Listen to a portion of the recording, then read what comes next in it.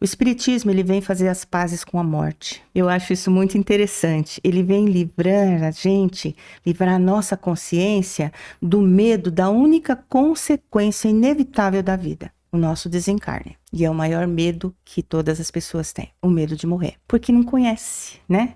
Agora, mesmo os que acreditam no desencarne e numa vida espiritual, que estamos aqui vivendo uma vida fictícia, e nossa verdadeira vida é na espiritualidade, mesmo esses têm esse medo de morrer. Por quê? Porque você não lembra como é. O esquecimento do que nós já vivemos nas outras encarnações, apesar de ser uma bênção, porque não pesa nos nossos ombros as nossas dívidas, que não nos lembramos, né? Então, nessa vida atual, não lembramos o que fizemos na outra, ela não nos torna diferentes quanto ao medo das possibilidades que vão se apresentando, porque nós não nos lembramos. Então, a gente, por mais que diga, eu não tenho medo de morrer, lá no fundo, o que será que vai acontecer comigo? Então, eu tava Né? pensando, sabe, em que...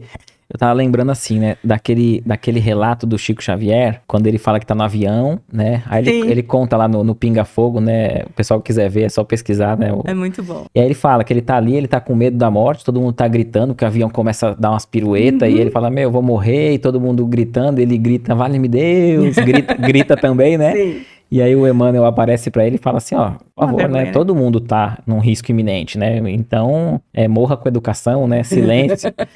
Aí a gente vê depois, né, passou mais de 30 anos, como ele desencarnou, né, tranquilo, sabendo a hora que ia, foi lá, falou que ele ia num dia em que todos os brasileiros estivessem felizes, né, e aí o Brasil tinha acabado de conquistar a Copa do Mundo, aí dizem, né, a pessoa próxima a ele que ele foi, fez a barba, se arrumou, sabia que ele ia desencarnar, né, e eu fico pensando, é o mesmo ser, mas ele encarou um momento que ele achava que era de morte, com um aspecto humano, que apesar de ser médium ali, evoluído, né, não deixou de ter o medo. Pois é, quem somos nós, né? Então, e isso que ele convivia com os espíritos com a naturalidade, né? Exatamente, como se estavam ali, tanto quanto os vivos quanto os mortos, para ele era normal, né? Aí você acha que foi um instinto de defesa dele que falou mais alto?